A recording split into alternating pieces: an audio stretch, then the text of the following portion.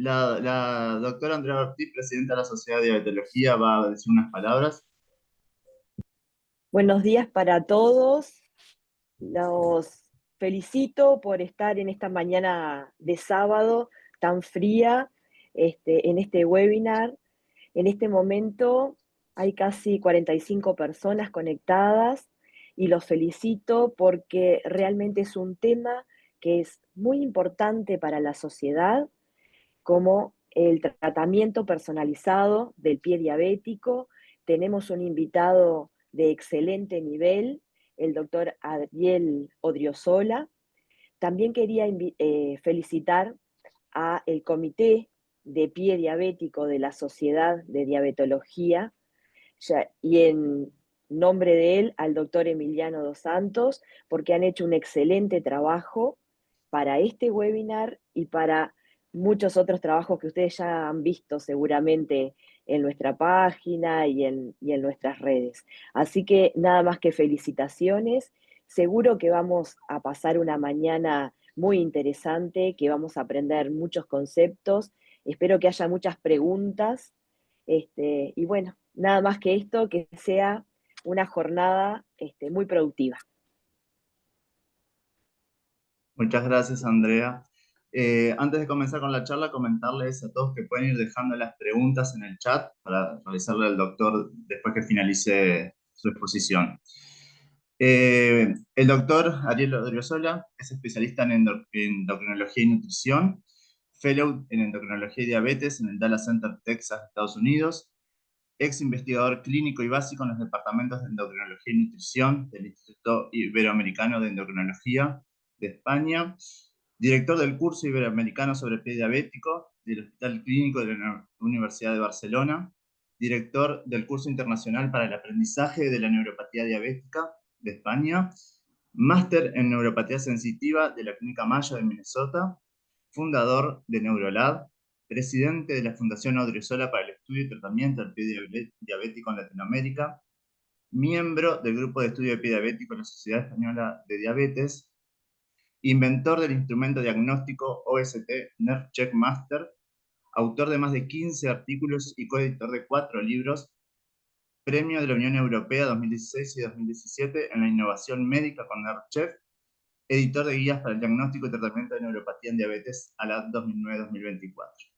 Como verán, contamos con un gran referente en el tema, así que le damos paso al doctor. Buen día, doctor.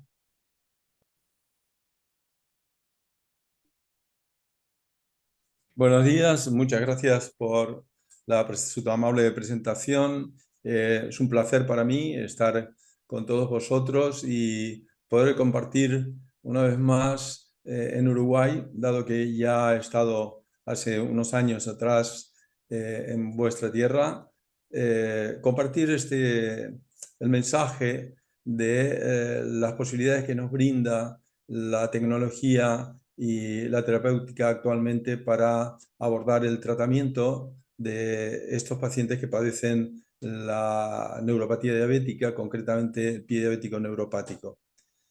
Entonces, con el permiso vuestro, pues pasaré a incluir la presentación.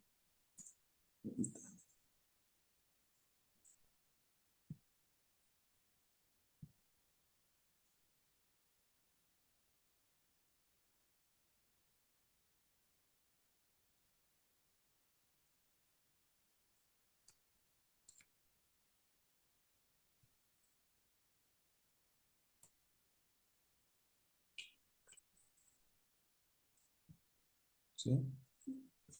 A ver, máximo.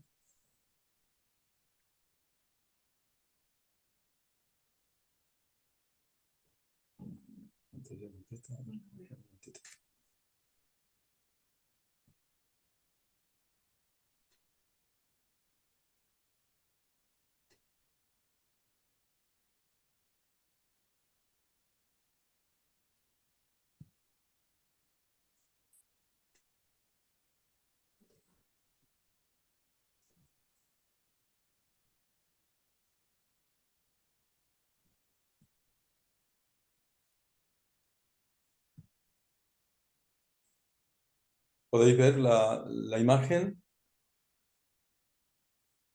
Sí.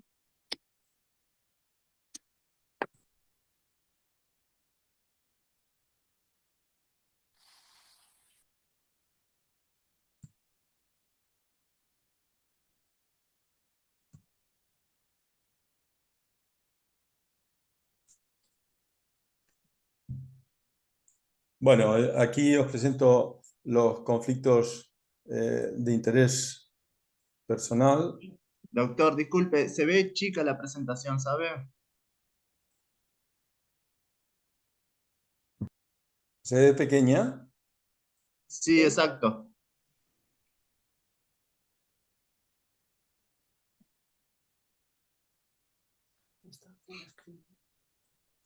Yo lo tengo en total pantalla. Sí, sí, porque es usted.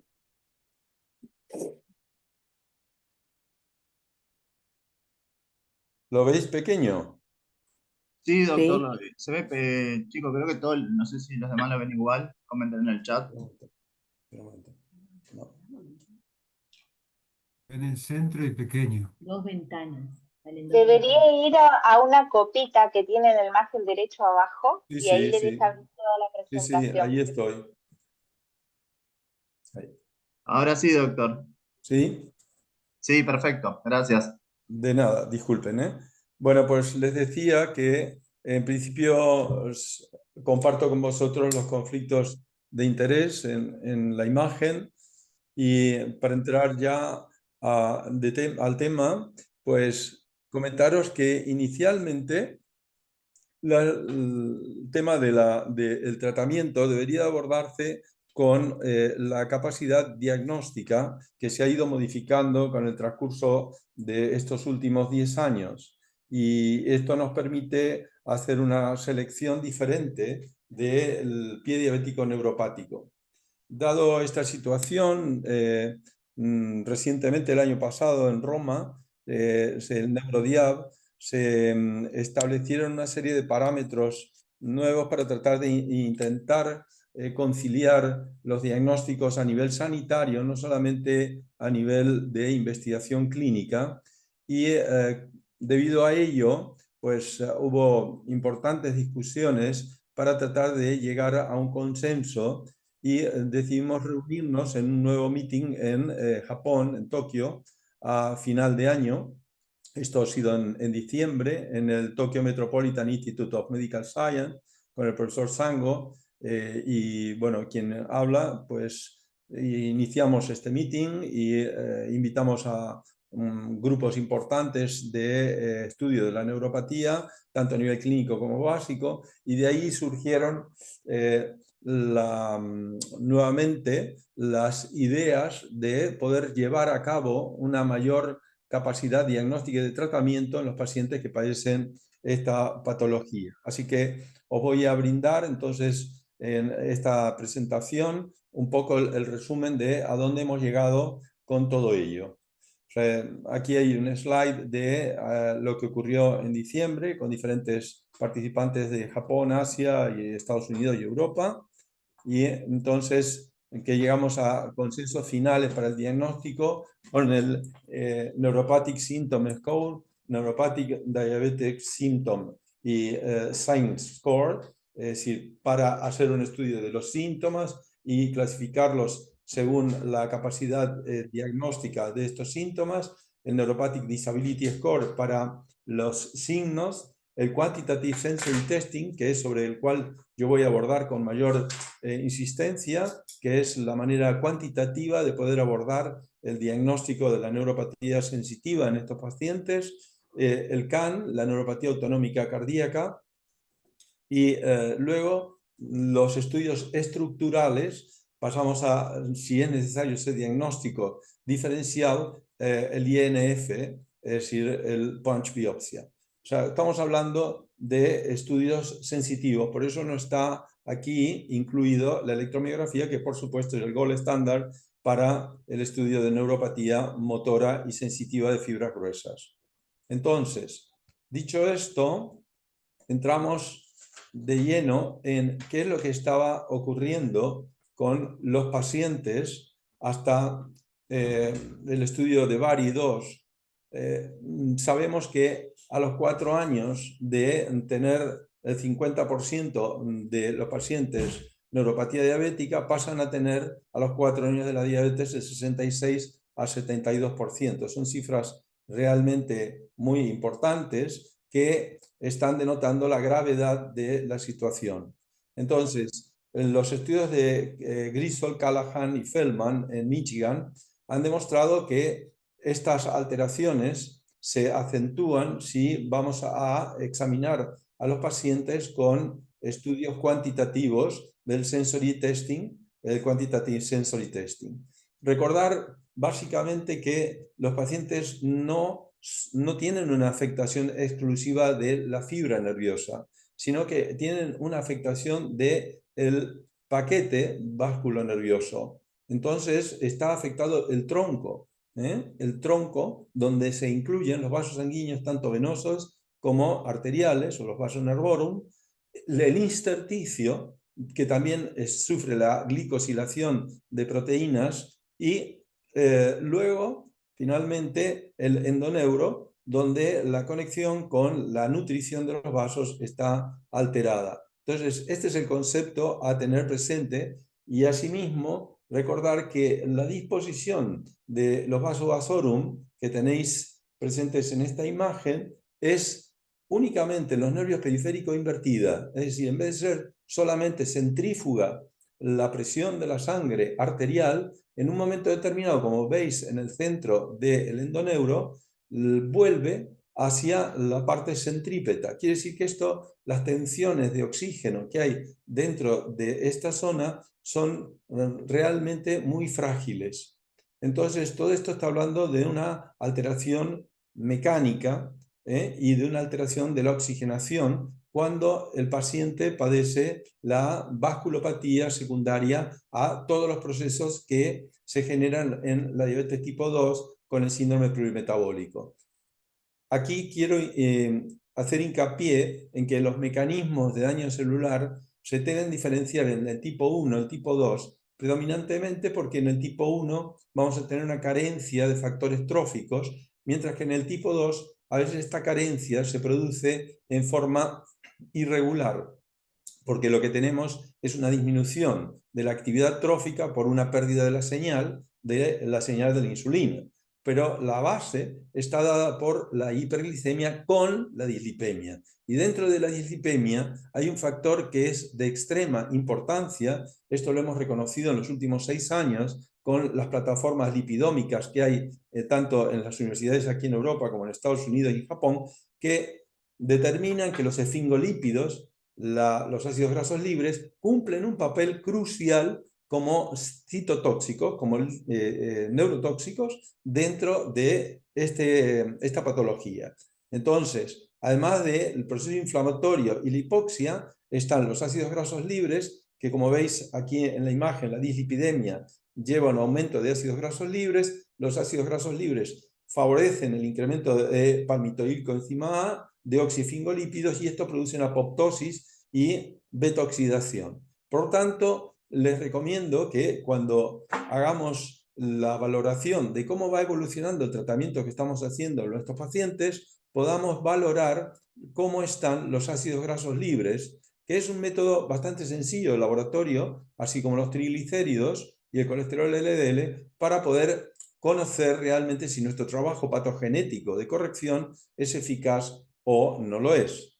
Dicho esto, entonces, recalcar que no es solamente los esfingolípidos, como vemos aquí, sino que hay otros lípidos que también juegan un papel en la lipotoxicidad dentro de la neurona. Pero nos abocamos al punto de que los esfingolípidos son los que tenemos junto con los ácidos grasos libres más a mano para poder trabajar en la clínica diaria. Por lo tanto, recomiendo que cuando vayáis a hacer el tratamiento patogenético, además de valorar los parámetros habituales de la glucemia, el rango de glucemia, la hemoglobina glicosilada, la microalbuminuria, el colesterol LDL, los triglicéridos, valoréis los ácidos grasos libres.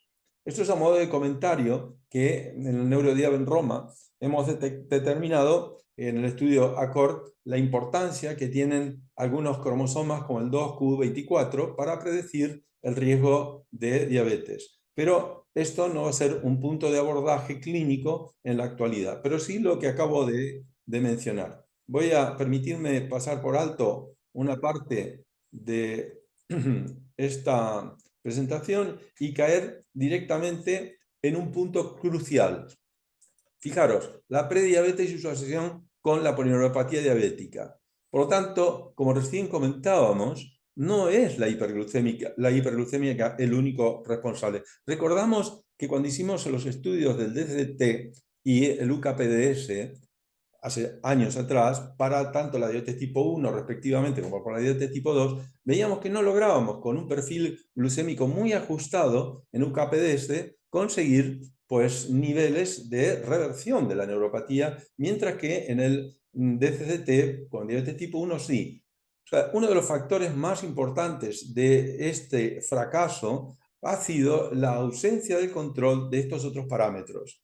Mientras que en el esteno, en el Yamamoto, otros estudios ya abordaban este tipo de alteraciones y conseguían mejores resultados que en el UKPDS. Entonces, es importante recordar que el conjunto de estos elementos hacen a la patogénesis de la neuropatía diabética.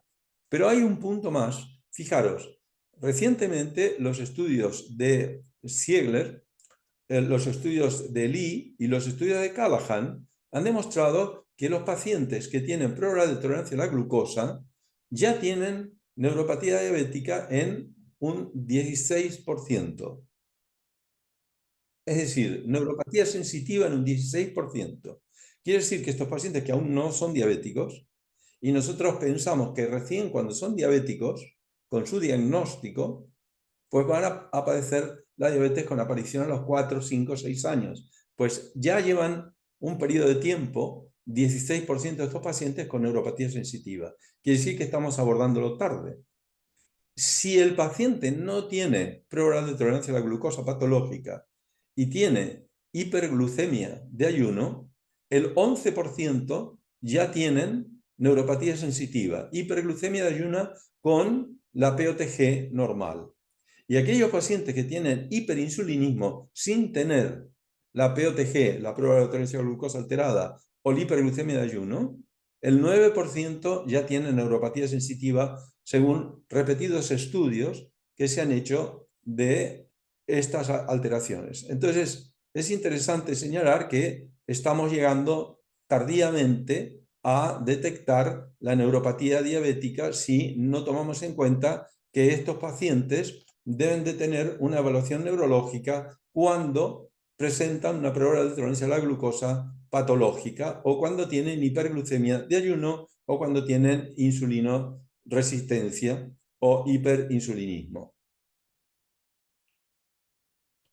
Pasamos directamente entonces al diagnóstico y en esta imagen lo que se intenta abordar es, bueno, pido disculpas porque no entiendo qué es lo que ha ocurrido con la imagen correctamente, pero no puedo poner la flecha de señalización.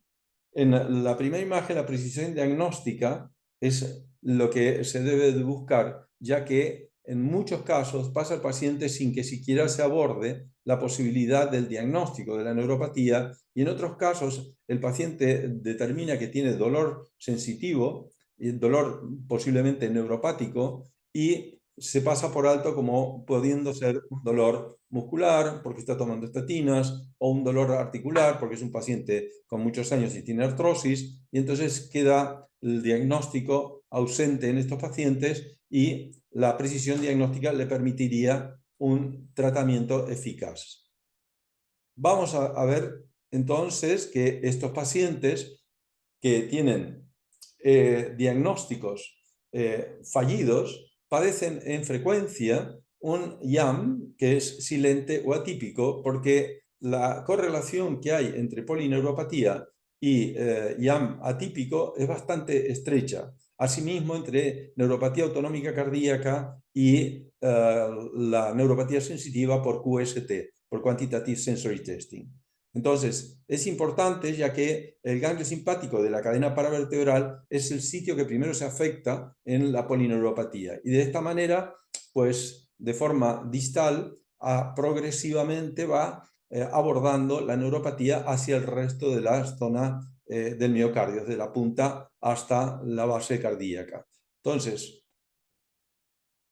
dicho esto, no voy a entrar a hacer la diferenciación en la clasificación de la neuropatía, pero solamente vamos a centrarnos en la neuropatía sensitiva, que va a corresponder a las fibras de mediano y pequeño calibre. Recordando de que cuando vamos a hacer el diagnóstico de esta neuropatía, estamos pensando en que si existe esta neuropatía, puede ser que exista neuropatía simultáneamente a nivel autonómico, como que no, pero puede ser que exista, de manera tal de que hay que tenerlo presente. Fijaros, este estudio, que es de Herman y Kennedy, que es importante porque la capacidad diagnóstica de estos pacientes, cuando tienen una neuropatía sensitiva de grado leve o moderada, tienen un diagnóstico de eficacia muy bajo. Para los especialistas está en el 35.6 y los no especialistas en el 30.7. Realmente no hay mucha diferencia y el abordaje se nos queda fuera aproximadamente un 65 al 70% de los pacientes que no están diagnosticados con la neuropatía leve moderada.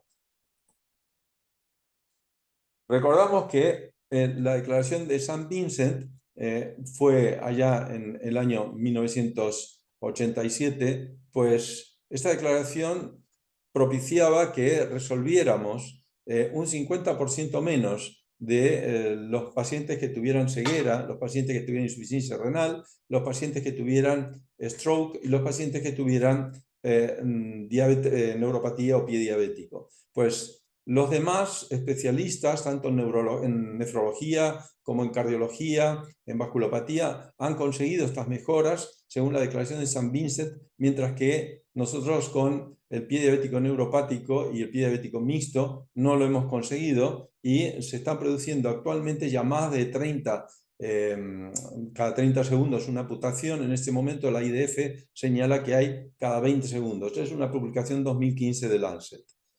Entonces,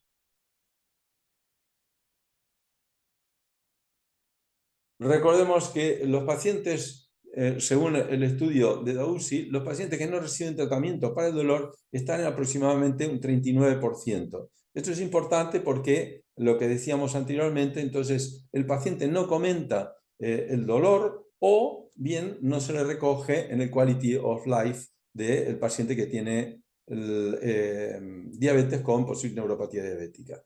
Entonces, las recomendaciones para hacer el diagnóstico de polineuropatía diabética, es que tenga dos o más fibras afectadas. Es decir, con una fibra va a ser solamente posible. Cuando hay dos fibras es probable. Y si tenemos dos fibras afectadas y la hemos podido cuantificar con alguno de los métodos que vamos a ver, pues entonces esto es diagnóstico de certeza de polineuropatía y requiere tratamiento. Aquí tenéis entonces que el Neurodiag 2010 las dividía en típicas y atípicas. La atípica es la que afecta predominantemente a las fibras de características pequeñas con lesión en los sprouts, en los brotes, y entonces se produce hiperalgesia, alodinia, hiperestesia en el paciente, tiene en ocasiones una reacción desmedida, solamente el contacto con las sábanas, el paciente se queja de dolor, predominantemente nocturno, mientras que esto es de inicio brusco, agudo, y en caso de la típica es la más reconocida, es la más habitual. El 68% de los pacientes que presentan la neuropatía se presenta con este cuadro clínico, que es sin dolor generalmente, y tienen hipoestesia o anestesia, tanto sea para el frío, el calor o el dolor. Entonces, lo más importante es tratar de llegar al diagnóstico probable o de certeza. Dos fibras o más afectadas, y si las cuantificamos estamos en diagnóstico de certeza. De ahí que utilicemos metodología que nos permita cuantificar cada una de las alteraciones en las fibras. Recientemente los estudios de Rosenberg facilitan esta evaluación de los fenotipos de estos pacientes que ahora vamos a pasar a ver rápidamente. Entonces, esto ya lo conocéis, que es el Michigan Neuropathic Screening Score, que es útil, pero no aborda las fibras sensitivas de pequeño calibre, con lo cual nos quedamos, igual que el Neuropathic Disability Score, nos quedamos con un grupo de pacientes fuera del diagnóstico. Quiero hacer mención rápidamente al monofilamento. Es útil el monofilamento, pero que recordéis que llegamos tarde al diagnóstico porque es cuando se produce la pérdida de alarma de las fibras sensitivas de pequeño calibre y de mediano calibre para la presión de 10 gramos con el monofilamento. Por lo tanto, esto es un método de diagnóstico que nos anuncia el paso posterior a que ese pie va directamente a las complicaciones de la neuropatía diabética. Esta es la imagen de un compañero mío, el profesor Prajvach, en el King College, que me comentaba recientemente las dificultades que había tenido con una paciente debido a que estuvo haciendo la paciente sus controles semestrales para mirar si tenía o no neuropatía, y cuando llegó el momento que le dijeron, bueno, pues sí, el monofilamento es negativo, o sea, no hay sensibilidad, pues el paciente pasó directamente a la unidad de cuidado preventivo de pie diabético, y entonces la señora se quejaba que como que ha venido tantos años y recién ahora entonces pasa abajo al cuidado del pie diabético. Quiere decir que lo que ha hecho no ha sido útil. Entonces se le explica que es solamente un método que permite detectar en el paso siguiente a la pérdida de alarma y que no hay otra opción de evaluación de otras fibras sensitivas.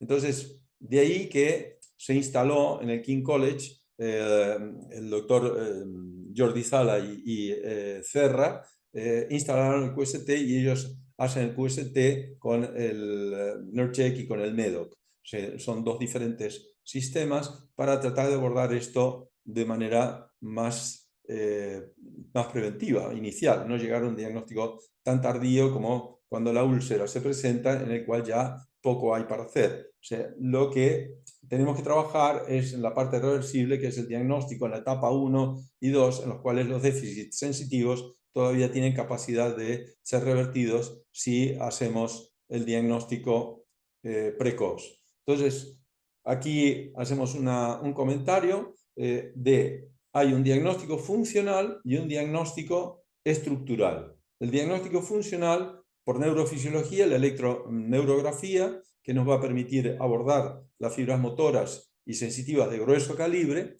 que son las que se dañan tardíamente, y el Quantitative Sensory Testing, que es una metodología que se empezó a utilizar en la Clínica Mayo por el profesor Peter Dick en la Universidad de Minneapolis, y que permite la detección de las fibras de pequeño calibre, es decir, las A beta, las A delta, las polimodales, las C y los receptores TRPV 1 y 2.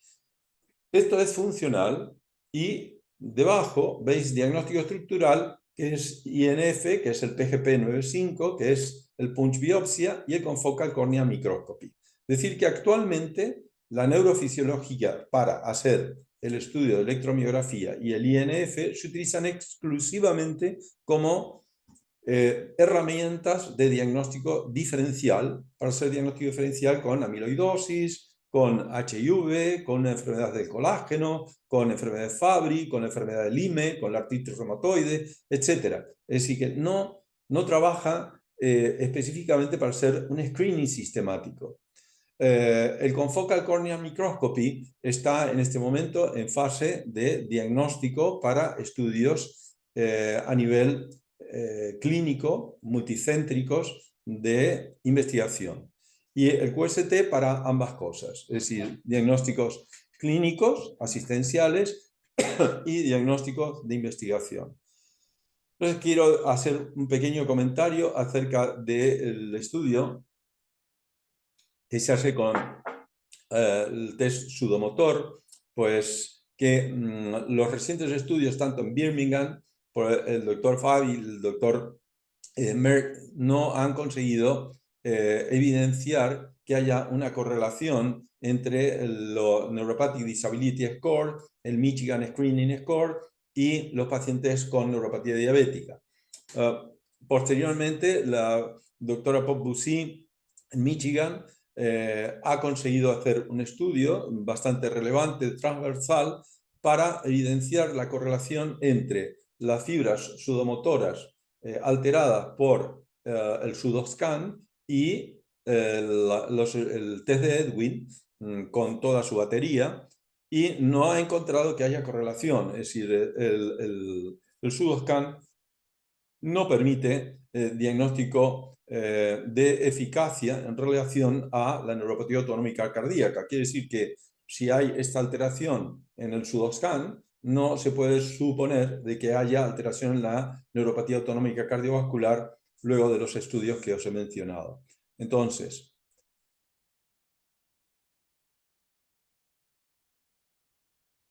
vamos a ver. Aquí os muestro entonces que el Case 4, que es el primero en la pantalla a la izquierda, esto es del año 1986. Muchas veces no suena conocido el Quantitative Sensory Testing porque eran instrumentos que se han utilizado exclusivamente para investigación clínica. Nosotros en nuestra universidad lo hemos utilizado para los estudios multicéntricos del ácido tióptico, del nerve growth factor, etc. Y se utilizan actualmente para validar fármacos para la FDA y la EMA en Europa. Ahí en el centro tenéis otro QST correspondiente al nuevo Case 4. El otro es el de Somedic de Karolinska y el siguiente es el de Medoc de Janicki del año 2001, y el otro, el último, es el que nosotros desarrollamos en el Clinic de Barcelona y en Manchester junto a profesor Bulton y Ryan Malik. Pues nosotros intentamos buscar con los fenotipos que pudiéramos determinarlos y cuantificarlos para así que fuera más fácil poder hacer una evolución y un tratamiento. Entonces, en la primera imagen que tiene el fondo negro veis lo que es el vibrámetro que está determinando la sensibilidad vibratoria de una vibración. A diferencia del diapasón de 128, este tiene 248 hercios, que es lo que preconiza la Sociedad Americana de Neurología. ¿Por qué? Porque con 248 hercios el diapasón pues integra la valoración de la sensibilidad de los receptores de la vibración, mientras que con 128 esto lo excluye. Y por ese motivo los nuevos QST tienen una capacidad vibratoria a 248 Hz, vais a ver que es diferente que nuestro diapasón habitual de 128. Entonces, se suele utilizar, como se muestra ahí, en la zona entre el lecho unguial, la base del lecho unguial y la articulación del primer metatarsiano. Y la otra imagen es el termodo, que se coloca en la zona dorsal del pie. Se puede utilizar para valorar, en este caso, como ustedes están viendo, las ramas del tibial y predominantemente del peroneo, que es el nervio que primero se afecta en la neuropatía diabética. ¿Qué es lo que busca el fenotipo? Pues determinar y cuantificar qué fibras están afectadas y cuánto. Entonces, se hace un test mecánico de vibración, como os he mencionado antes, y esas fibras son medianas, son las fibras A, beta, y son fibras que tienen una velocidad de conducción bastante más aceleradas que las otras, que las pequeñitas, y se van a producir 9 estímulos, y estos 9 estímulos van a tener estímulos que van a ser nulos. Es decir, que hay estímulos que corresponden a 10 a 15 micrómetros, otros estímulos 20 micrómetros y otros estímulos de 30 micrómetros. Es decir, que van a corresponder respectivamente a 1.3 microvoltios, a 2.1 microvoltios y a 3.2 microvoltios. Esto significa que vamos a hacer un algoritmo y el software va a ir colocándolo dependiendo de lo que el mismo individuo vaya respondiendo y el aparato vaya recogiendo esos datos. Es decir, que la capacidad que tiene el software es de ir determinando qué es lo que el paciente va reconociendo y no va reconociendo para darle más cantidad de estímulos o menor cantidad de estímulos. Recordad que hay dos estímulos nulos que permiten que se reconozca si el paciente está reconociendo o no la atención al examen. Entonces, asimismo, las fibras pequeñas tienen 5 estímulos, tanto para el test del calor como el test del frío. Finalmente, el test térmico del dolor, que es una rampa ascendente, por eso se llama test de límite, y no es que se van dando diferentes estímulos, solamente es una rampa de estímulo. Y entonces, en las fibras de calor y del frío son fibras de tipo A delta, y las fibras del dolor por calor son fibras terminales C y polimodales. Voy a hacer un pequeño paréntesis, si me permitís.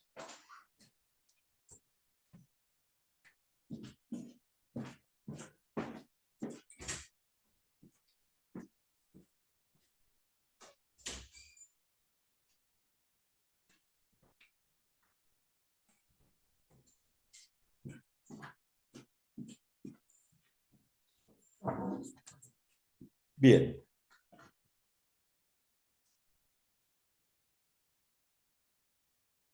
En esta imagen os quiero mostrar cómo se representa en pantalla el resultado de lo que vais a hacer con el diagnóstico. Es decir, en principio tenéis VPT, que es Vibration Perception Threshold, es los niveles de umbrales de vibración, que ahí tenéis 12 diferentes. Esto que se compara en el software del instrumento, se compara con los valores normales que se han hecho en Inglaterra, en el Royal Infirmary of Manchester, en el Weill Cornell University de Qatar, Nueva York, y en el Hospital Clínic de Barcelona. Entonces tenemos una población muy heterogénea de valores normales que van desde los 15 años hasta los 82 años. Entonces, seleccionados por índice de masa corporal y seleccionados por el género masculino, femenino, y entonces se hace dentro del software la comparación y de ahí es que van a salir las alteraciones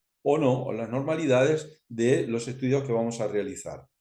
Tanto sea para las fibras de mediano como pequeño calibre. En esta imagen quiero detallar qué es lo que estamos examinando. Fijaros, este es un estudio que se dice de límite y este es para el head pain test, este es el dolor. Entonces, comienza con un estímulo de 32 grados. Si coloca el termodo encima de la piel y duele, esto es una sensibilidad alterada, quiere decir que esto es una alodinia. No es por la temperatura, sino que es por la colocación del instrumento. Quiere decir que el paciente ya tiene afectadas las células, las neuronas de tipo C y los polimodales, los receptores. Y entonces, esto aquí está hablando de una neuropatía severa, grave, de inicio. Pero hay que diferenciar si es hipersensibilidad.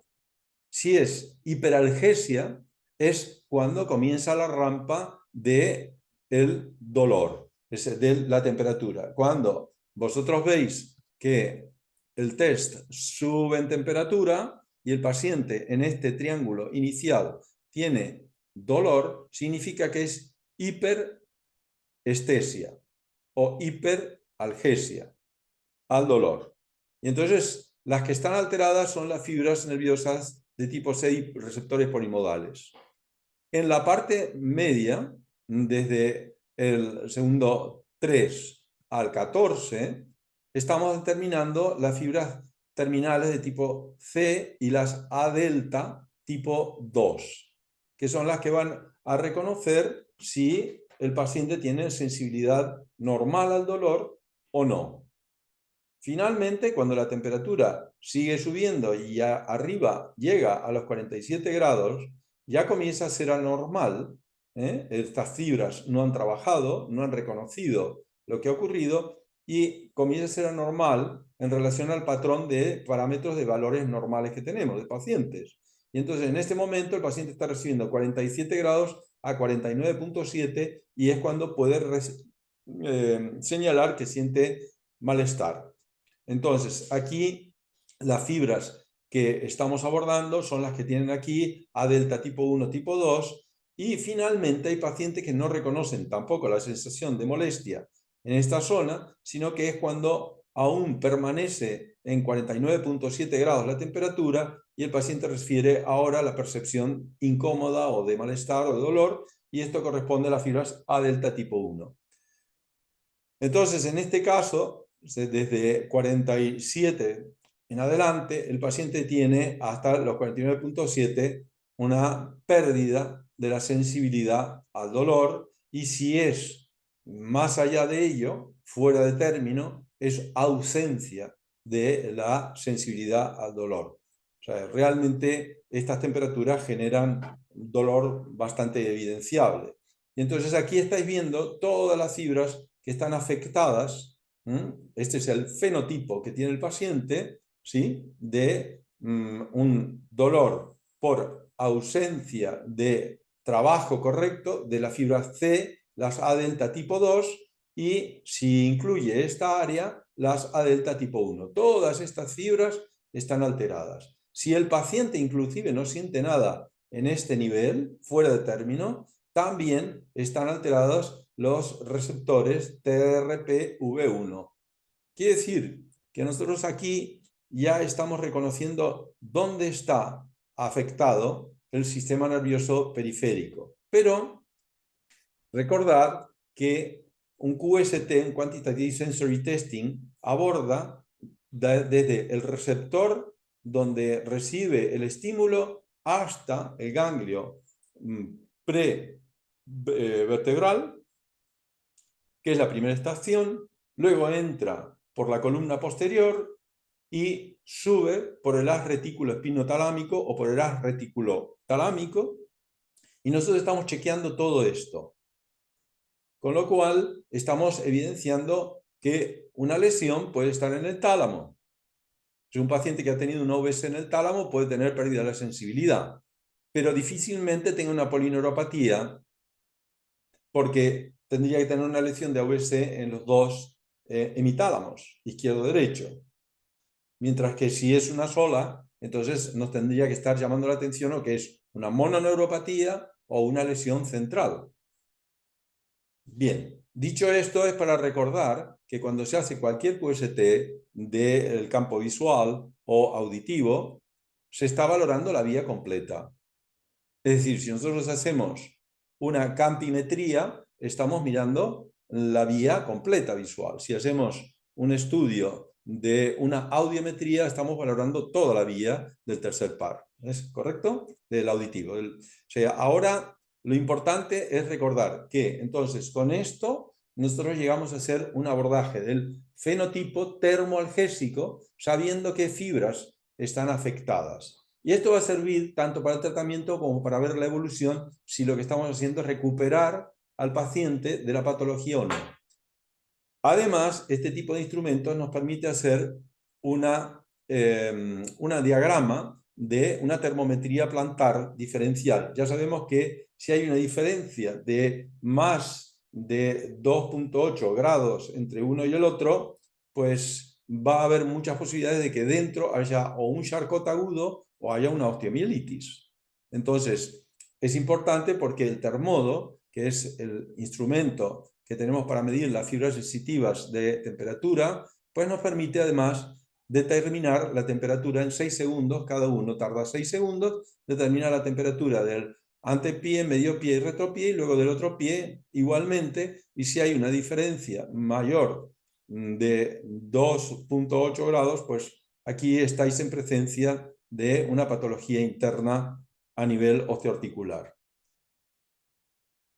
Bien, llegados a este punto, voy a pasar más rápidamente los siguientes slides, porque son los slides donde nosotros hemos ido trabajando con el QST que hemos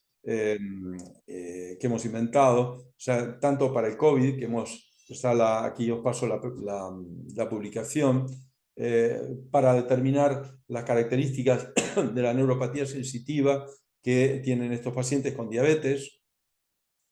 Recientemente se ha hecho un estudio en la Universidad de la Sorbona por el profesor Paul Valency, donde demuestra la correlación que hay entre el QST y la neuropatía autonómica sensitiva y la neuropatía autonómica cardiovascular.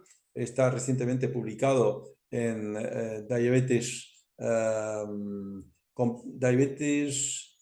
Research and Clinical Practice.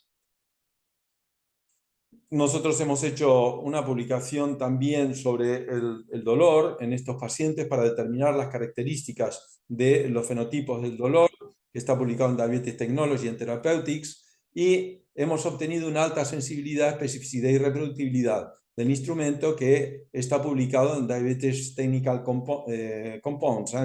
Y en el anterior, a ver, dejadme ver, en el siguiente. En este podéis ver la estadística que tenemos en 187 pacientes que se realizó en conjunto con el Royal Infirmary of Manchester para evidenciar las características neuropáticas de los pacientes con neuropatía sensitiva y sin dolor frente a los gold standard que tenemos en el diagnóstico de la diabetes, es decir, la electromiografía, la punch biopsia, el confocal con microscopy, otros QST como el TS2 Analyzer y el Neurotensiometer. Asimismo, con el Michigan Score, el Screen Score y con el Neuropathic Disability Score. Es decir, enfrentamos el instrumento frente a todos estos instrumentos para dar validación al diagnóstico con este instrumento. Bien, voy a pasar. Aquí tenéis la especificidad de la vibración, de los umbrales de vibración, una alta especificidad y sensibilidad, muy buena sensibilidad para el cooling, que es para el frío, menor para el calor, igual para el del dolor, el head pain test.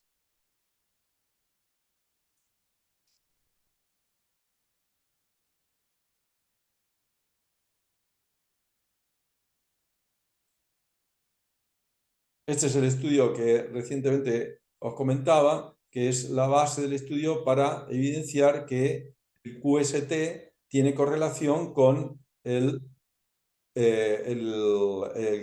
test de Edwin, la batería del test de Edwin. Vamos a ver. Entonces, si nosotros tenemos un QST, nos va a estar determinando las 4 fibras. Y a su vez de hacerle el QST, hacemos el estudio de los reflejos profundos y el screening con el Neuropathic Symptom Score.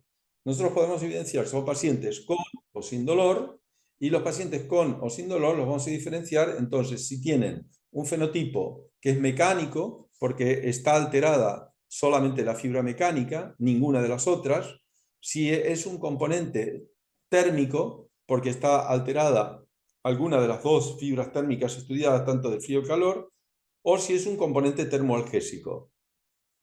Si estos se mezclan, tanto el térmico con el vibrámetro o el termoalgésico con el vibrámetro, son los de carácter mixtos. Es decir, que entonces vamos a tener para los pacientes con polineuropatía diabética, vamos a tener los siguientes fenotipos. El fenotipo mecánico, que es vibrámetros alterados, el fenotipo térmico, que es solamente el del frío o el calor alterado, el fenotipo termoalgésico puro, que corresponde a la fibra C, y últimamente entonces el mixto, que se compone por mecánico y tanto térmico o termoalgésico.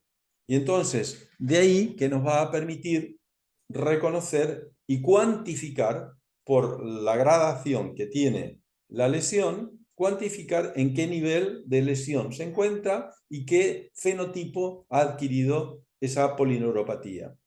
Ya veréis que a medida que va pasando el tiempo, ese fenotipo se puede modificar y pasar de ser un fenotipo mecánico puro a ser un fenotipo mixto. O de un fenotipo termoalgésico que se presenta inicialmente a pasar a ser un fenotipo mixto. Esto lo haremos nuevamente más adelante. Entonces, aquí tenéis un paciente con una polineuropatía de características probables clínicas, pero de certeza ahora que tiene el Quantitative Sensory Testing, porque lo hemos cuantificado. Y entonces tenemos afectación en el primer gráfico de las fibras mecánicas y en el último gráfico de las fibras de los polimodales, de las fibras terminales C y de las fibras A delta. Entonces, tenemos la composición de fibras A beta afectadas y la composición de fibras A delta con fibras C afectadas. Quiere decir que este es un fenotipo mixto, porque se compone de ambos. Entonces, este tipo de pacientes van a requerir un medio de tratamiento diferente que si fuera solamente el mecánico. En este caso, fijaros, es un fenotipo puro termoalgésico.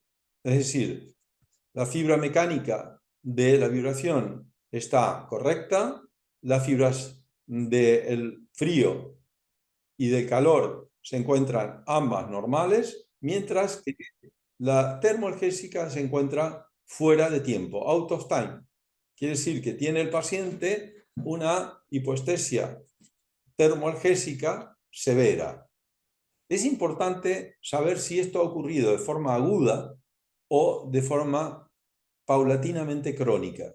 Pero si es de forma aguda, estamos obligados a pensar que puede haber una patología añadida que no sea la diabetes, como pueden ser, por ejemplo, patologías inmunológicas.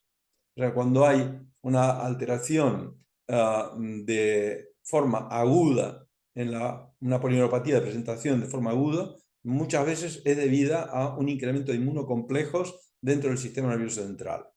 Y entonces puede cursar en un paciente con diabetes, pero no es lo habitual. De manera tal de que en un caso, si es agudo y se presenta con una anestesia de estas características, es conveniente hacer una valoración con neurología. Es diagnóstico diferencial. Entonces, hacer electroneurografía y hacer punch biopsia. Esto ya le corresponde al neurólogo, no es un trabajo nuestro. Entonces, dicho esto, nuevamente, es decir, vemos lo que son los parámetros normales.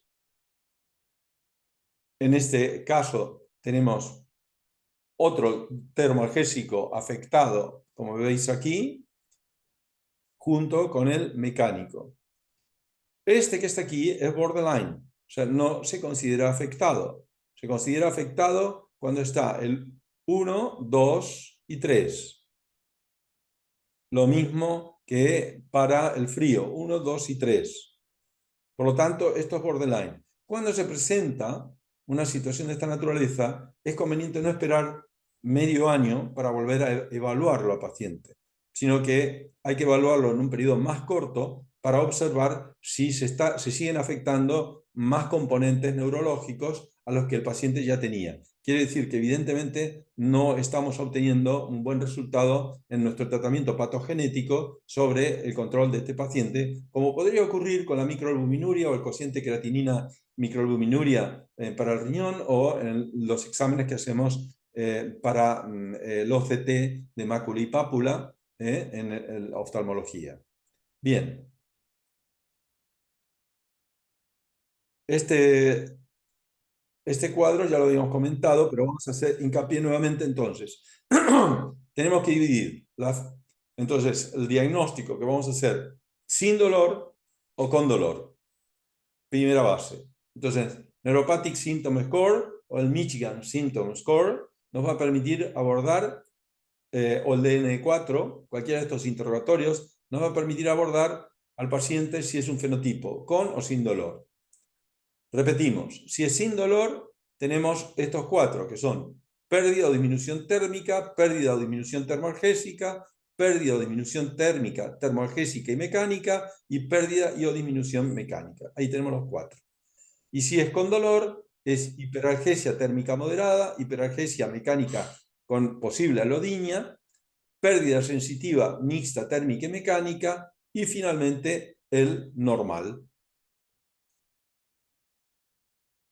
Quiero mostrar aquí que, a ver si en el siguiente slide lo puedo ver mejor. Sí. Quiero mostrar aquí, en esta imagen que veis aquí, las características de la afectación a lo largo del tiempo, en años, se va modificando. Si nosotros en un principio tenemos un predominio de una fibra que es la que está más afectada, por ejemplo, en este caso, en el año 2, el paciente pues incrementa la lesión de hiperalgesia. ¿Veis? Corresponde a hiperalgesia, pues que al principio no era el cuadro clínico de este fenotipo. Sin embargo, el siguiente año se diferencia, ¿veis cómo va cambiando? Se diferencian a los fenotipos. Y al siguiente año nuevamente se diferencia, la termolgesia pasa a no ser de grado predominante y lo que se acentúa es la hiperalgesia mecánica. O sea, la característica de los fenotipos se van modificando a lo largo de los años o los meses que vamos evidenciándolo. Y esto nos permite ir variando el tratamiento sintomático si el paciente tiene dolor, como vamos a ver ahora. Entonces,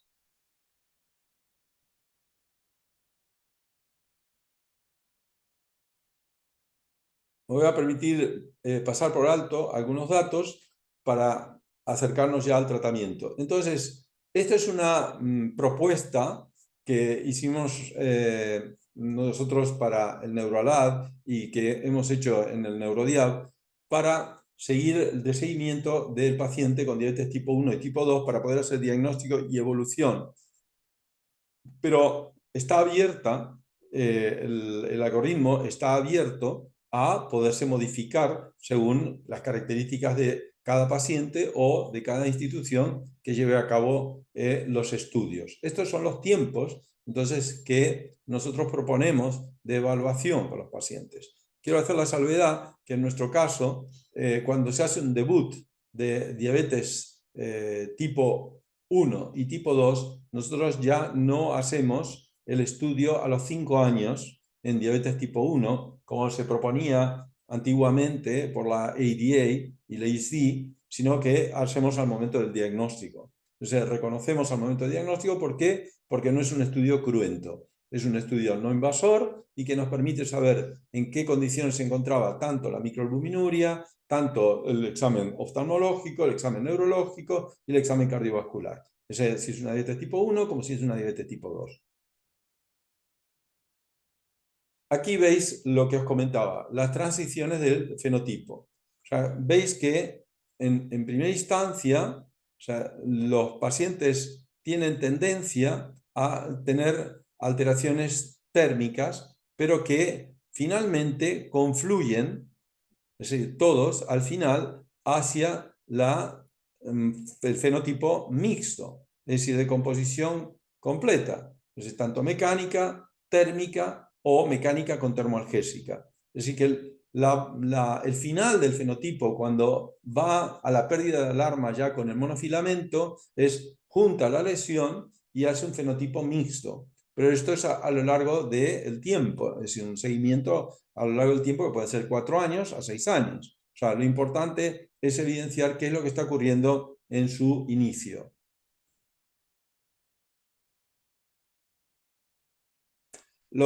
Para aquel que tenga mayor interés en este tema, yo les pongo aquí uno de los estudios más importantes, que son los estudios en el Hospital de Heidelberg por Rosenberg, que estos junto con el German Network son los estudios más importantes que hay sobre fenotipos y subfenotipos en la polineuropatía diabética.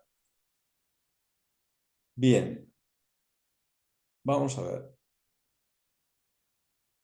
Aquí quiero hacer el comentario de que hay nuevas metodologías que se están empleando, pero que no son clínicamente abordables, que es la identificación por la resonancia magnética nuclear con estudios fraccionales. Entonces, los fractales dentro de la resonancia magnética nos permiten correlacionar la lesión que hay de las fibras nerviosas vistas con la resonancia magnética, con el escáner que se hace por fractales, con el QST.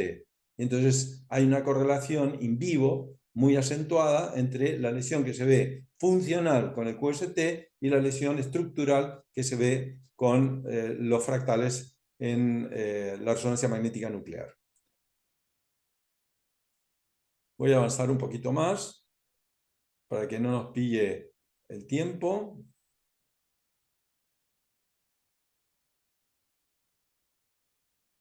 Bueno, estos son algunas de las universidades y hospitales que han colaborado en todos los estudios que hemos hecho a nivel internacional. Y aquí voy a hacer un comentario puntual. Miren, el QST que nosotros empleamos en este momento para hacer diagnóstico de polineuropatía diabética, mononeuropatía, ahora voy a hacer hincapié en esto, mononeuropatía, utilizamos los umbrales de sensitivo en forma de niveles, como expliqué anteriormente, o en forma de límites para el termogésico, ¿verdad? Y detectamos la alteración en las fibras A beta, A delta y la C, y aquí nos quedamos. Pero las unidades de dolor, las unidades de anestesia, hacen estudios dinámicos con el QST.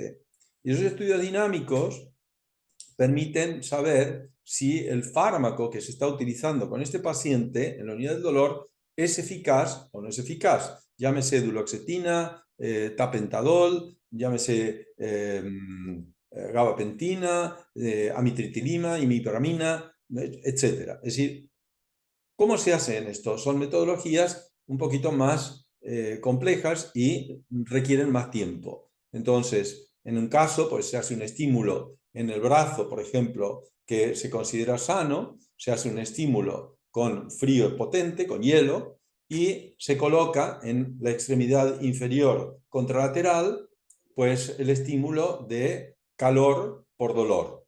Y entonces, esto está evaluando si las fibras sensitivas están afectadas, las que se decusan en el sistema nervioso central, en la parte de la columna posterior, si se está afectando a nivel central o no.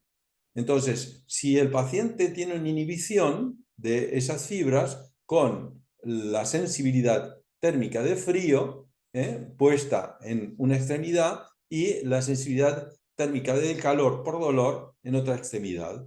Esto se suele utilizar para evidenciar si hay lesión funcional en las fibras inhibitorias que se decusan en la columna, es decir, dentro de la médula espinal.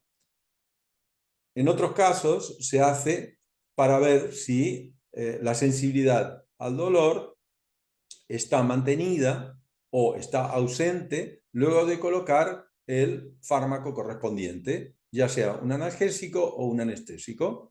Y entonces, de esta manera, pues se evidencia qué capacidad de umbral tiene para la sensibilidad del dolor el paciente en cuestión. Estos son temas para el QST dinámico que nosotros en la asistencia sanitaria para pie diabético neuropático no utilizamos, solamente se utiliza en las unidades del dolor y se utiliza en anestesia. Pero quería haceros mención para que tuvieras presente que existen estas dos posibilidades.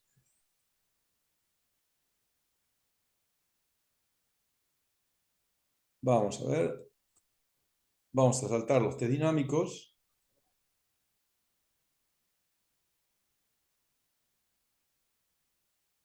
Os dejo estas, o sea, si alguien tiene interés puntual por interés personal, pues aquí tenéis bibliografía acerca del tema de los QST dinámicos.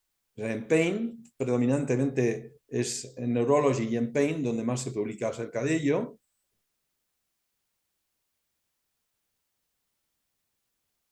Y entonces vamos a pasar de esto.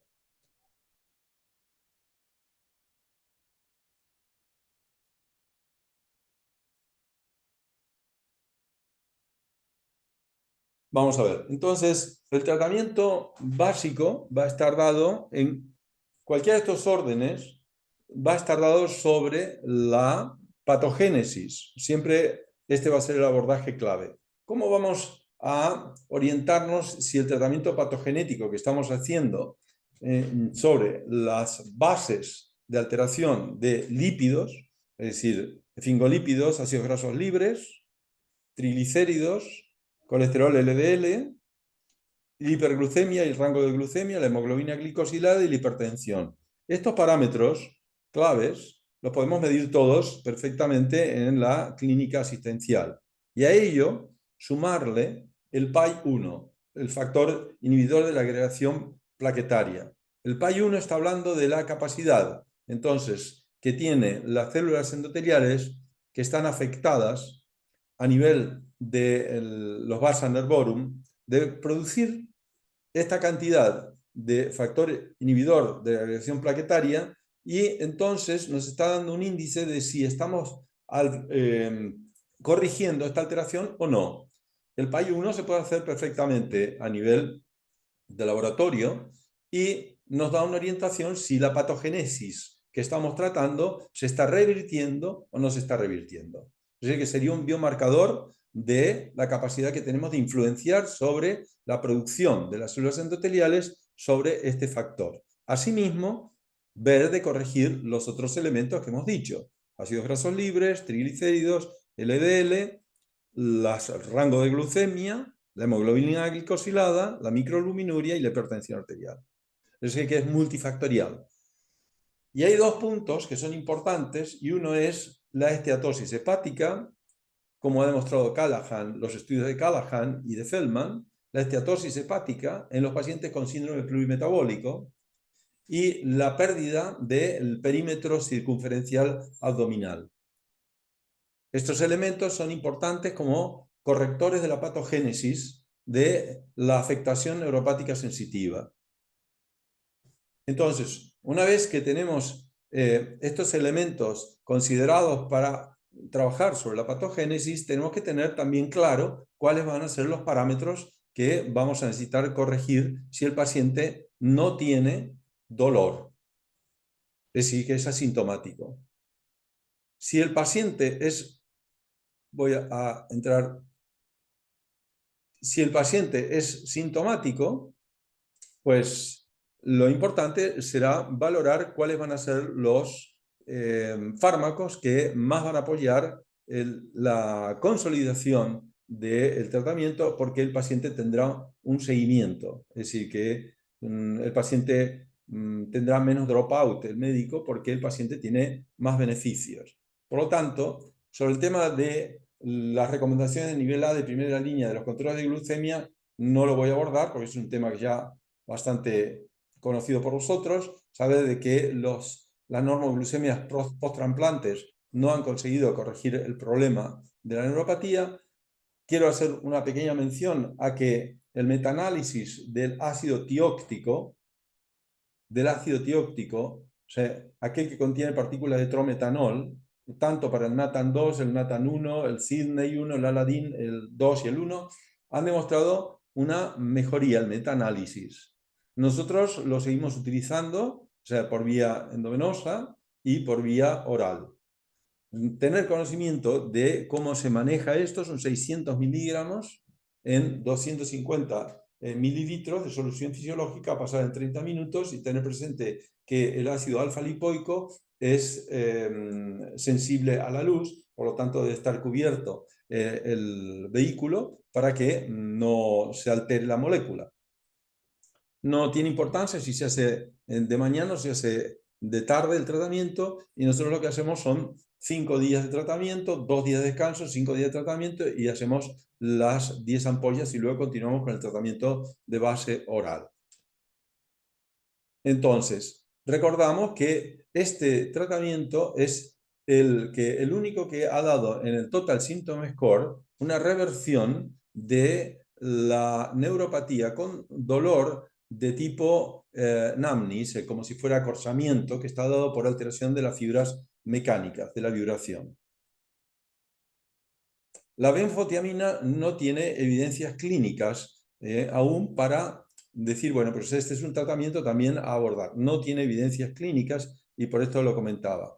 Los inhibidores de la recaptación de serotonina y noradrenalina en este momento son la clave diagnóstica, es el nivel A por excelencia y tiene más niveles de evidencia que el resto de los fármacos y por eso ha pasado a nivel A y de primera elección.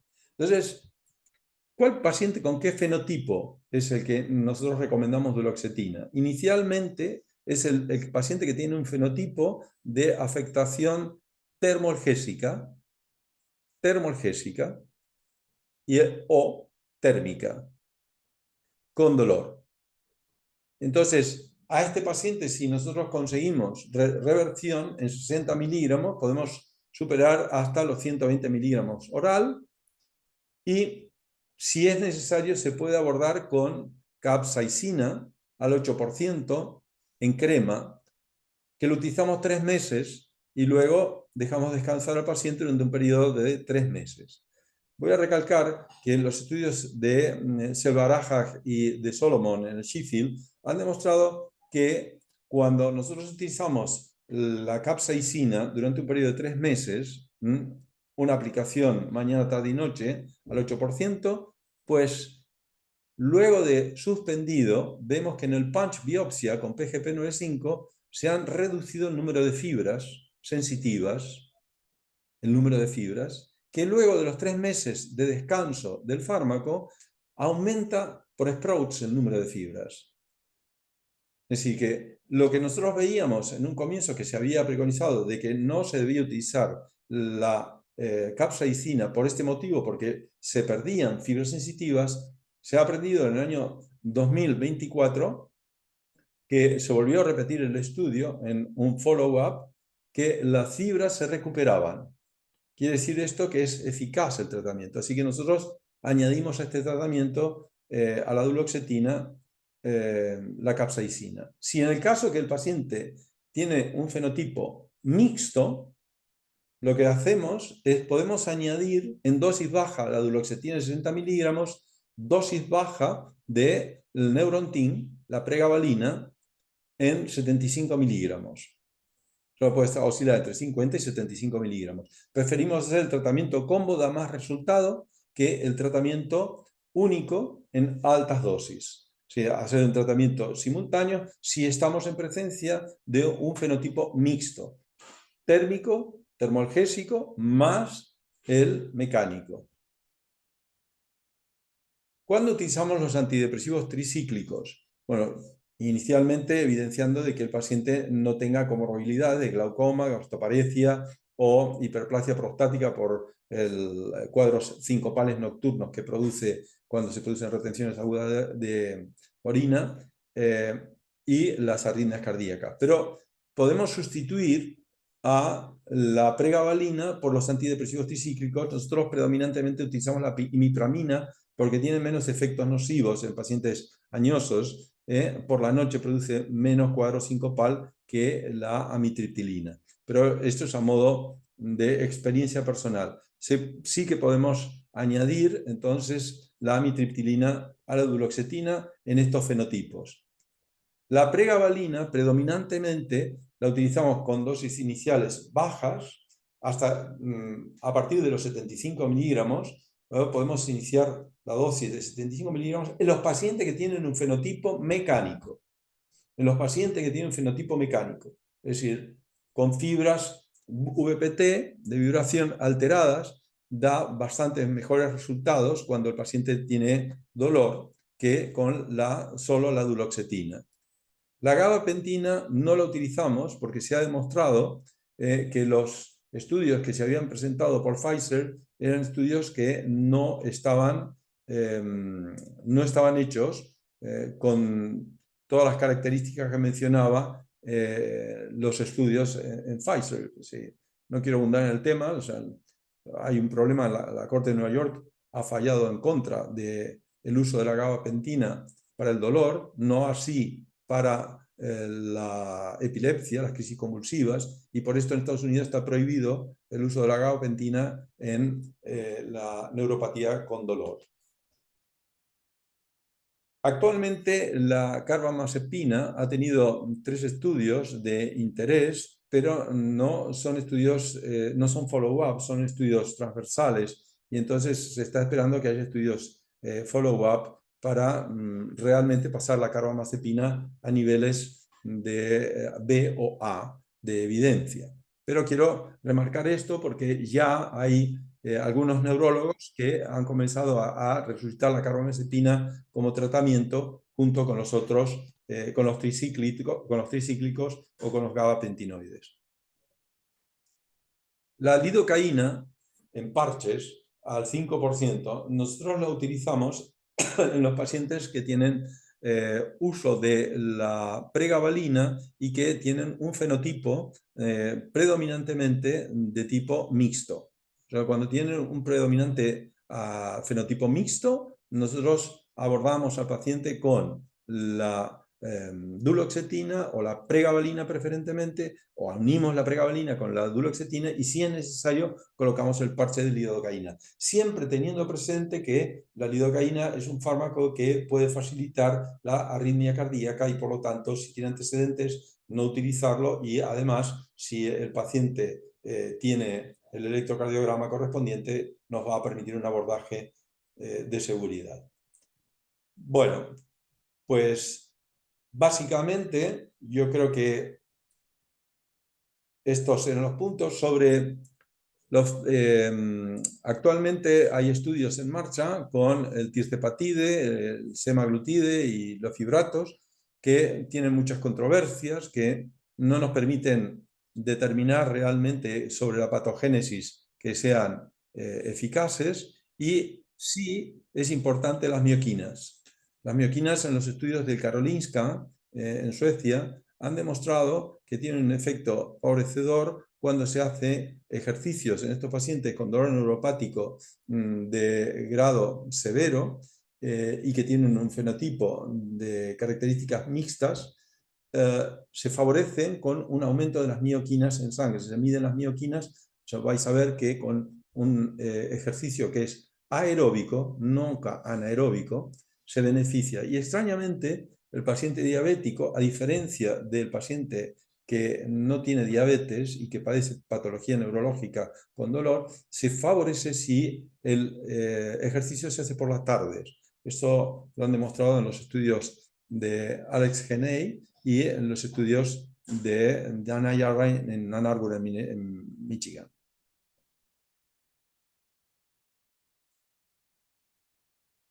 Bueno, yo creo que básicamente el interés era entregaros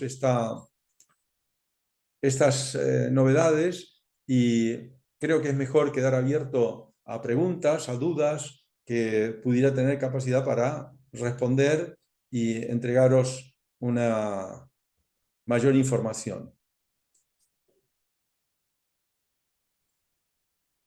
Muchas gracias, doctor. Excelente la exposición. Recordamos a todos que la charla va a quedar grabada y se va a poner en la página de la sociedad porque quieren repasar dudas.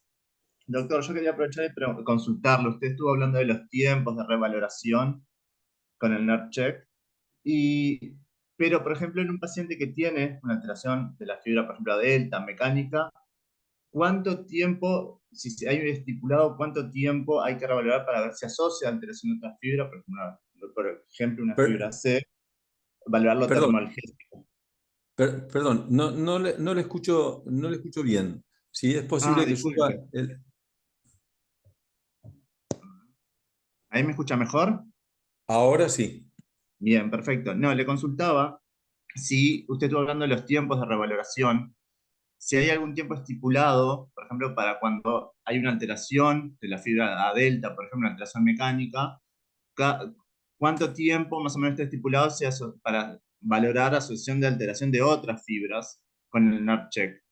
Y lo otro que le quería consultarle es, como el NERCheck tiene, o sea, es el paciente el que informa la presencia del dolor la temperatura, etcétera, y si hay algún estudio que hable de los falsos positivos y negativos, ya que dependemos un poco del paciente, ¿no? Sí, bien, vamos a ver. La primera pregunta está íntimamente vinculada con el estado metabólico del paciente. Es decir, que se relaciona el tiempo de nuevo abordaje diagnóstico evolutivo en razón de la alteración que usted haya evaluado en cuanto a los parámetros que antes mencioné, o sea, los lípidos, la tensión arterial, la glucemia, el PAI-1 y los micronutrientes. Y entonces, en función de ello, pues va a ser más acelerado o menos. Y el otro elemento es el Neuropathic Symptom Score. Es decir, si el paciente está mencionando nuevos síntomas dentro de los síntomas de dolor, pues evidentemente debe de colaborarse para hacer un nuevo screening del estado de la neuropatía, ya que va a evidenciarse muy probablemente una modificación en la evolución del fenotipo. No obstante, si todo esto, digamos que el otro caso sería el paciente no modificado la sintomatología y los parámetros habituales que nos condicionan a hacer modificaciones en los tiempos de determinar la evolución están igual, pues entonces en un paciente habitualmente a los 6 meses es cuando se repite, en tipo 2. O sea, en el tipo 1 también lo que he mencionado anteriormente, pero hay que añadir que si ha habido un ingreso hospitalario, que es bastante más frecuente que en el paciente de diabetes tipo 2, pues o procesos de deshidratación por hiperglucemias, que son rangos de glucemia alterados que facilitan la mala hidratación del paciente, pues estos son otros parámetros a condicionar en la diabetes tipo 1. Entonces, básicamente se debe de evaluar en forma similar a como hacemos con la microalbuminuria. La microalbuminuria vamos a medirla cada 6 meses, ¿verdad? O sea, vamos a hacer un par de microalbuminurias o un cociente de microalbúmina creatinina con un filtrado glomerular cada medio año, ¿sí? Pero claro, siempre y cuando el paciente, por ejemplo, no haya tenido infecciones urinarias de importancia o que no tenga lesiones por litiasis en la vía urinaria o que no haya tenido alteraciones prostáticas que hayan alterado la función de excreción o, bueno, todos los parámetros y que la hipertensión esté estable. O sea, nosotros lo abordaremos antes al paciente. Pues es igual en estas condiciones. El manejo no es complejo, es sencillo. O sea, ver los parámetros como están y el Neuropathic Symptom Score o el Michigan Symptom Score, ver si tienen las mismas características, decir, bueno, mantengo, o sea, los 6 meses. ¿Que esto se ha modificado? Pues modifico yo también, es plástico. Y respecto a al segundo comentario es, mire usted, los Quantitative Sensory Testing, que son, por ejemplo, la audiometría, ¿no? Ya incorporan los software que son estímulos nulos para poder saber si este test tiene un porcentaje de credibilidad o no. Si usted coge una campimetría, va a ver entre los resultados de la campimetría para valorar si hay escotoma o no, usted va a ver debajo, en la información, el porcentaje de aciertos que tiene el paciente y la capacidad de sensibilidad de ese test. Entonces, el algoritmo que tiene los software de este instrumento, que contiene 4 placas para hacer software dentro de todo el instrumento, el instrumento tiene gran cantidad de algoritmos que genera él mismo, según lo que usted va contestando, qué es lo que le debe de estimular. Y le intercala estímulos nulos para saber si usted está prestando atención, si usted está contestando realmente en relación a las respuestas que dio anteriormente o no. Le voy a dar un pequeño ejemplo para finalizar. Si el estímulo que ha lanzado ahora con sonido y visual, porque tiene luces y es auditivo también, le avisa que está haciendo el estímulo, es nulo. Usted contesta que sí, que ha sentido. Muy bien. El aparato busca qué es lo conveniente y le manda un estímulo de bajo nivel. Y usted le contesta que sí, que ha sentido.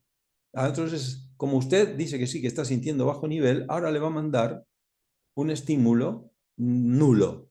Usted contesta que sí, que he sentido. Entonces va a aparecer en la pantalla del mando test aborted. Quiere decir que no se confía de usted porque o ha recibido una instrucción de cómo debe de hacerse el test incorrecta, o usted tiene miedo a que le salga una alteración y le digan que le tienen que amputar el pie, que es muy frecuente que el paciente cuando llega viene con este concepto, o que el paciente está pensando en otra cosa y no está atento. Entonces, este aborte quiere decir, mire, usted puede realizarlo nuevamente ahora, siempre y cuando no sea el del dolor. Si es el del dolor, va a tener que esperar para hacerlo. Pero si los otros, los puede volver a realizar. Le se vuelve a explicar al paciente y ya está. Ahora, es muy importante en la práctica con los QST que la temperatura cutánea del paciente esté normal, o sea, 32 grados. O sea, es bastante frecuente que la gente, y sobre todo el paciente diabético, tenga el pie frío. Entonces, ¿qué ocurre? Si, vamos a dar un ejemplo. Si hay un jugador de fútbol y recibe un golpe en la región tibial, entonces entra inmediatamente el utilero con un instrumento que le entrega un spray de frío, ¿verdad? Un aerosol de frío. Y entonces, ¿qué es lo que ocurre? Se levanta al cabo de un momento y vuelve a correr.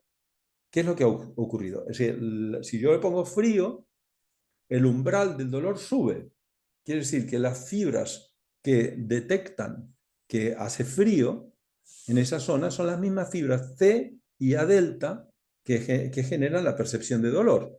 Entonces, si está frío, yo ahora ya no lo siento al dolor, o siento muy poquito, y entonces me pongo a jugar de nuevo. Si está fría la piel y yo voy a hacer el test de vibración o el test del dolor o el test cualquiera, yo estoy trabajando sobre un terreno que está alterado. Entonces lo que se debe hacer es colocar la temperatura a temperatura normal, tanto ambiente como local. Por eso el aparato tiene sensores que detectan la temperatura que está en el ambiente, la temperatura que tiene el instrumento y la temperatura que tiene la piel. Y si está frío, le avisa que está frío. Entonces, el mismo aparato calienta esa área para que se pueda hacer los test de temperatura. Pero los test de vibración, si usted no detecta primero con el aparato qué temperatura hay, usted puede sencillamente calentarlo con un calentador, con un hair dryer, ¿cómo se llama? Lo que se utiliza para el cabello, un calentar con aire. Un secador. Un secador, gracias doctora. Un secador. Hay otras personas que lo que utilizan, y es más fácil, más rápido y sencillo, que es el guante habitual de látex que todos tenemos en la consulta, se le coloca un poco de agua caliente, se lo cierra, se coloca ahí y calienta inmediatamente, y esto es una manera práctica, simple. Yo lo aprendí estando en Japón, veía que en vez de utilizar el secador ponían esto y lo hacían más rápido. Digo, mira, esto es una buena técnica. Sencilla, hay cosas prácticas y sencillas que son de uso sanitario habitual. Y entonces la temperatura sube, y ya le coloca el aparato reconoce una temperatura normal rápidamente y eso se hace correctamente. Perfecto, clarísimo, doctor. Muchísimas gracias por su respuesta. No sé si alguien más tiene consultas. Doctor, ¿cómo le va, doctor Odriozola? Muy bien, gracias. Muy a gusto. Bueno, me alegro. Una pregunta respecto a la temperatura. Hay una iniciativa de realizar un estudio donde se incluya la termografía médica en cuanto a este tema de la temperatura, también qué es lo que pasa. A través de la termografía también podemos visualizar con una imagen infrarroja la afectación de la fibra C desde el punto de vista térmico y sumado a esto la evaluación del paciente. ¿Hay estudios ya hechos al respecto, Narbechev, junto con estudios termográficos que sumen al diagnóstico también? Sí, mire, los estudios más importantes se hicieron en colaboración nosotros, nuestra institución con el hospital de Noisy, Nancy, aquí en Francia. Y bueno, se evidenció que hay una correlación entre la lesión de la fibra C y la alteración de la vasodilatación de estos pacientes.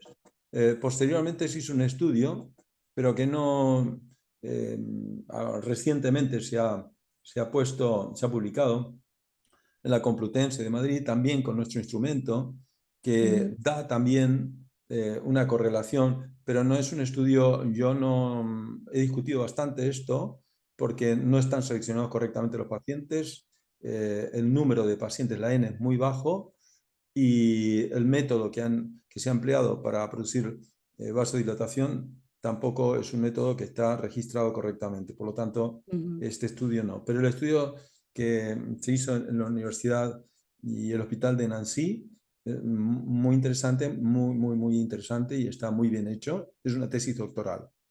Bien, Yo, si en algún momento tenéis interés, sí, os ponéis en contacto con la gente del hospital. Sí, le pediría el contacto justamente, doctor, cuando usted pueda. Sí. Perfecto. Lo hacemos, si quiere, luego o... Sí, luego, está bien. Está bien. Porque aquí entre los colaboradores faltan algunos, pero yo creo que el hospital este estaba. Déjenme mirar un momento. He intentado resumir todo lo que he podido para no cansar, porque si no, esto agota bastante. Aquí está. Agota bastante la atención. A ver. O sea, no es el de Nancy, no, es este, el de Aviñón. Aviñón. Bien. El de Aviñón. El de Nancy es otro. Sí, sí es el de Aviñón. O sea, yo le pondré, o sea, tengo por WhatsApp, El contacto. le pondré los datos.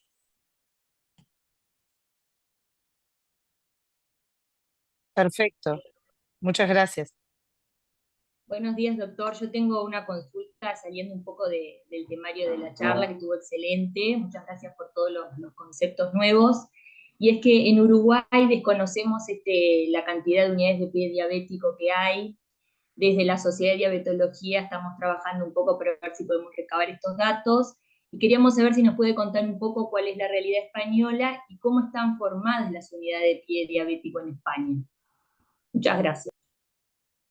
Bueno, vamos a ver, la realidad en España de pie diabético es bastante desagradable decirlo, pero la realidad es mala. Es decir, nosotros tenemos un índice de amputaciones que estamos entre los peores de la Unión Europea. Así que, en línea general.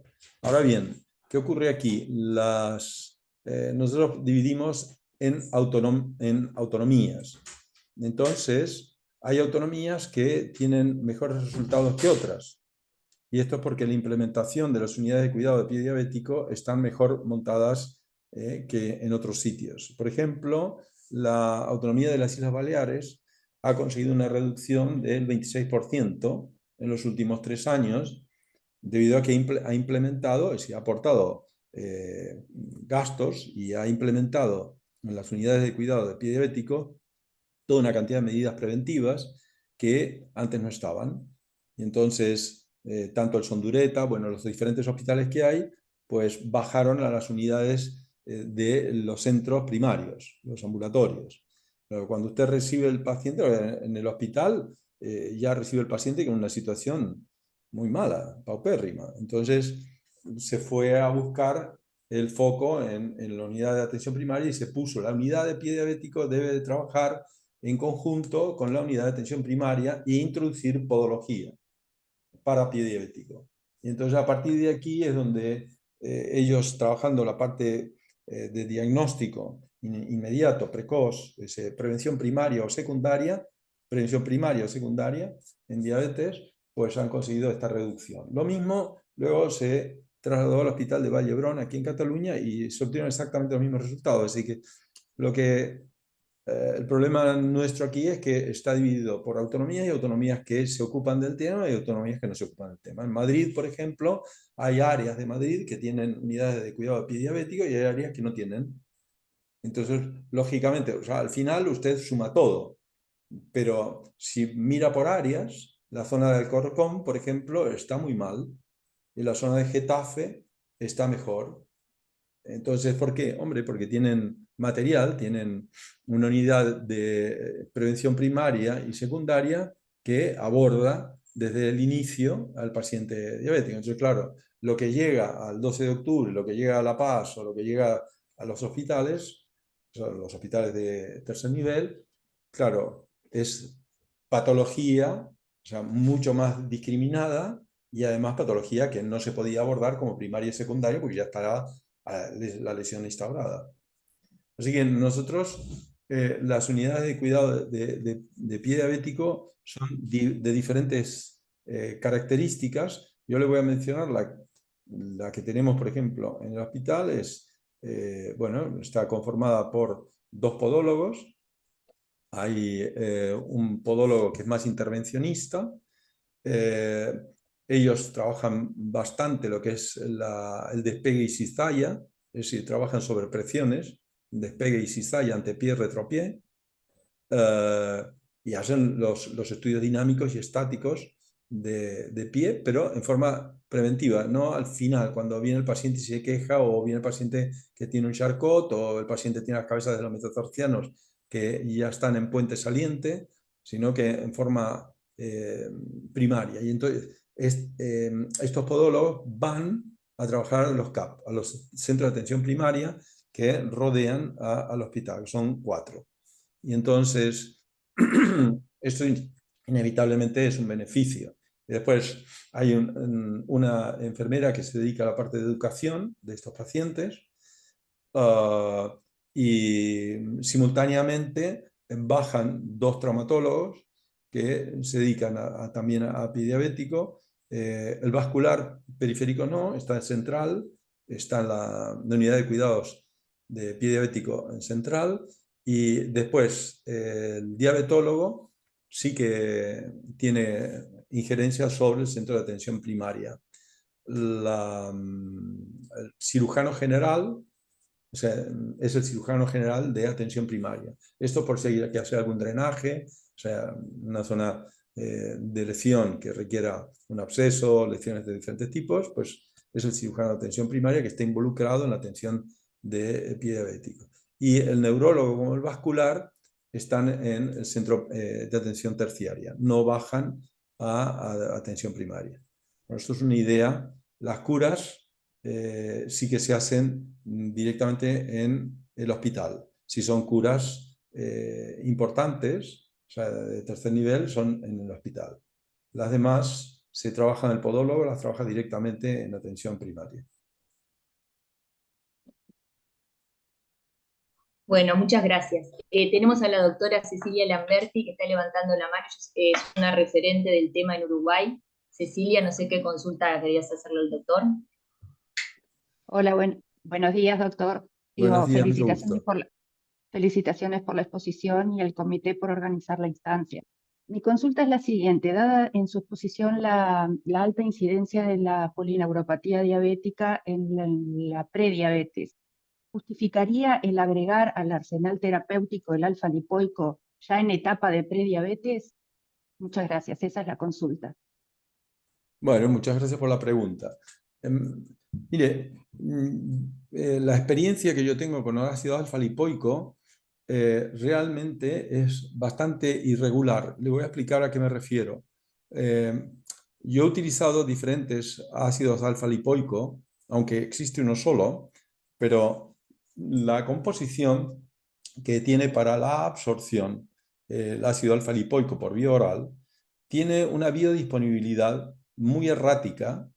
Si la molécula tiene una capacidad de absorción errática, los resultados, figúrese, van a ser inestables, totalmente irregulares. Y esto se hizo un estudio en Alemania, en la Universidad de Heidelberg. La doctora Bierhaus hizo un estudio sobre la biodisponibilidad del ácido tióctico, que ha sido la droga madre, y otros genéricos que han venido, y créame que es la biodisponibilidad del eje de X sobre Y de los genéricos es una telaraña. O sea, un día se absorbe en un pico, otro día es una meseta, otro día se absorbe poco y nada. Es muy, muy, muy inestable. Entonces, lo que se busca es que justamente haya una absorción que sea con una biodisponibilidad estable día a día. Esto en primera instancia. Segundo, si nosotros utilizamos el ácido tióctico por vía oral, los resultados que tenemos iniciales son buenos, pero recién observamos una respuesta mayor en el transcurso de más de un cuatrimestre. En el periodo de la ventana de 4 a 6 meses es cuando nosotros observamos una respuesta. Yo estoy hablando a nivel de signos, o sea, no de síntomas. O sea, observamos una respuesta clarificadora. Si vamos a los síntomas, pues se asemeja mucho al Total Symptom Score del Dr. Ziegler, o sea, que en los estudios del Sydney 1, el Sydney 2, Aladdin 1 y Aladdin 2, sobre respuesta de síntomas. Pero yo me refiero más a la objetividad. Objetividad sobre resultados de signos. Entre el mes 4 y el mes 6, con ácido tióctico, nosotros sí que observamos que hay una mejoría en el Quantitative Sensory Testing. Si lo utilizamos, nosotros sí lo utilizamos en los pacientes que ni siquiera tienen hiperglucemia. Lo utilizamos en los pacientes que tienen obesidad con esteatosis hepática o obesidad con dislipemias, porque lo que ha salido como resultado del meeting en Tokio y el de Roma es que estos pacientes son la fase inicial de la neuropatía. Entonces, si esperamos a ver que tengan más parámetros para iniciar el tratamiento, nos vamos a encontrar que la oxidación, tanto la glucooxidación como la lipoxidación, van a estar en marcha y van a estar lesionando tanto sea las células endoteliales como las células neuronales.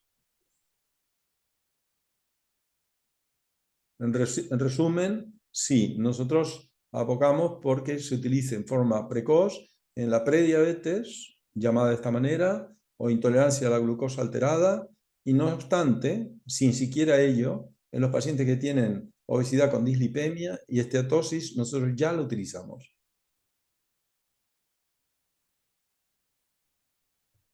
Muchas gracias, gracias Cecilia por la consulta. Doctor, tenemos una última pregunta que quedó en el chat de Juan Verduc, que le consulta si este test serviría para evaluar la permeabilidad luego de una revascularización. ¿Me ¿Perdón? escuchó? ¿Perdón? Que tenemos para finalizar una pregunta que realizó Juan Verduc, que está en el chat, que consulta si el test serviría para evaluar la permeabilidad luego de una revascularización.